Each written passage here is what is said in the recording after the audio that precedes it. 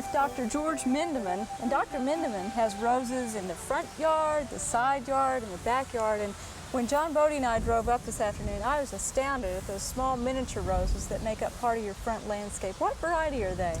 Those are called Rainbow's End. Oh, they're just gorgeous. They really make impact, and a lot of times people don't think about using roses as an integral part of the landscape, but there's a good example, I believe.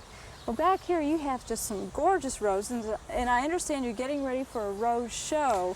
Yes. Can you give us some tips on what, as a rosarian and as a rose judge, what types of things do you look for in a perfect rose? Well, one of the most important things about a rose bloom is the form of the rose. If you look at it from the center, you should have a high spiral center.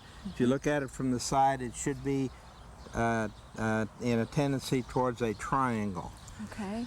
The stem should be about 5 to 7 times longer than the height of the bloom. Is that so it would be in proportion? In proportion. I see. That's part of the judging of the rose, and the color and the substance of the rose, whether it looks fresh, whether there's any damage, whether there's any insect damage. I see. The foliage is important too. It is not as important as the form and color, but it is part of the judging process.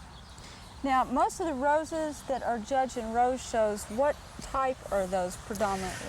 Most of them are hybrid tea roses. There are categories for miniature roses, hybrid teas, floribundas, grandifloras. And the grandiflora is a rose that's just a generally more vigorous grower than a hybrid tea. I see. And they're old garden roses and they're shrub roses. There are many kinds of roses. A little bit of everything. Can anybody enter a rose show? Anybody can enter a rose show. Oh, great. At the state fair, you can have one rose in your yard, and if you want to enter it, you can enter it. That's wonderful. Good things. Well, in getting ready for rose shows, I noticed that you have one over here that has some special protection on it. Let's go take a look at that. We'll look at that. Well, now, George, that's one of the more innovative uses of a milk jug I've seen. What do you have going on here? Well, when you're going to enter a rose in a show, you want to try to protect it as well as you can, and this is a way of keeping the elements away from the bloom itself. There are many ways to do it. This is an inexpensive recycling way of protecting the rose, and I use 3 or 4 dozen of these from time to time to protect blooms as they're opening, to keep them from being damaged by wind or rain. Okay, well, if anyone wants to pick roses to enter for a show or just to use in floral design, how do you cut, what's the best way to cut a rose? Well, let's cut this one right back here. It's desirable to have a stem that is, again, 5 to 7 times the length of the bloom. This particular stem is not quite long enough, but what you do is you cut the rose, and then when you get it to where you're going to put it in water, cut about another 1/2 inch off the end of the rose at an angle under the water. Under the water. So that the air cannot get into the inside of the rose and draw air, because that will limit the life of the bloom. If you had an air bubble, no more water could get up in there. That's right. If you have a drooping rose. That's right. This particular rose is called St. Patrick.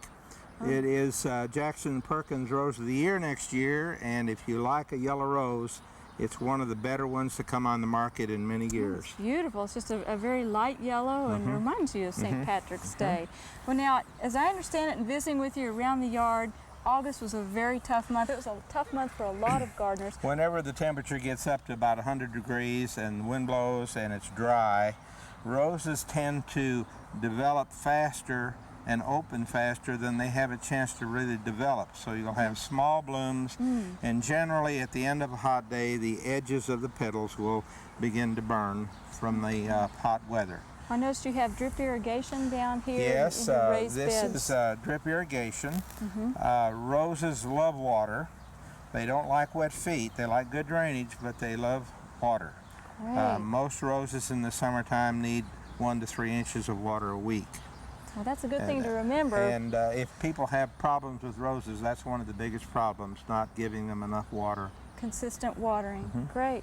Well, good luck on getting ready for your rose show. I know you have a beautiful yard full, and thanks for spending time with us. I enjoy it very much. Your rose is a great enjoyment, and it's America's flower. Yes, it sure is.